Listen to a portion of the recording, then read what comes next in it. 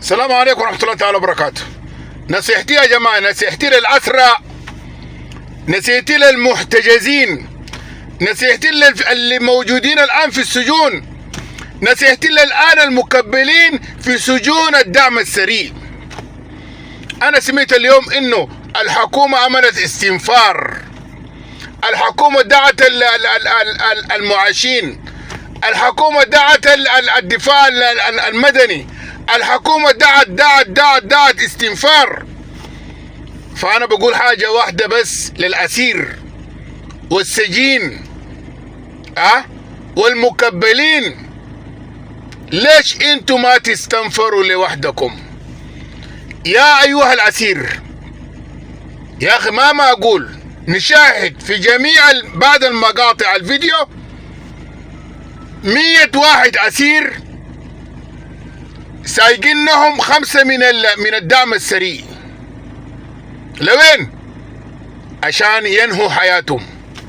100 ضد 5 أو ضد 10 شايلين أسلحة عشان ماشيين يقتلوا الناس زيل. وين؟ في الترعة. وين؟ هناك في الحفرة. يا أيها ال100، أنت عارف نفسك يا أسير ماش تموت، عارف نفسك الآن ماشي قايدينك ال10 ديل، قايدينكم كالبهايم ماشيين وين معاكم؟ أنت عارف نفسك ماشي تموت، ماشي تموت. 100 ضد 10. ليش ما يكون اتفاق بينكم مما كنتوا انتوا ماشيين عشان ما تموت بانتلغاء نفسك؟ هاجم على 10 يا اخي، هاجموا على 10. انتوا 100 ضد 10، واحد شايل سلاح، يعني كله ضد واحد شايل سلاح، 10 مدني. يغلبكم تنقلبوا عليهم؟ ما اصلا انت ميت، انت اصلا ميت. فموت بشرفك، ما تموت كالبهيمة يشيلوه عشان يطبعوه وتقول تقول باع. لشنو؟ ما توصل لله سبحانه وتعالى. أيها المستنفرون، أيها الأسرى، أيها المساجين، يجب أن يكون الاستنفار من داخلكم. أيها الأسرى، أيها المدنيين الآن الموجودين في المعسكرات. يا راجل، جاك واحد من الدعم السريع داخل بيتك، انت قاعد عارفه ده جايك، عارف نفسك هتموت.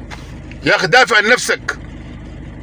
دافعت ما دافعت انت ميت، لكن احسن تقاوم وتموت بشرف، ما تموت كالبهيمة. اخيرا الاسرى الان الموجودين في مع الدعم السريع بعد ما طلعتوا من الفاشر، الاسرى استنفروا من داخلكم. هيئوا نفسكم للمقاومة، هيئوا نفسكم عشان تدافع عن نفسك. ساقوك ماشي تموت، موت بشرفك. انا لك انت اجري ساكت، قول خفت الجريد من النازل، خليه يضربك تلقى، ما انت اصلا ميت.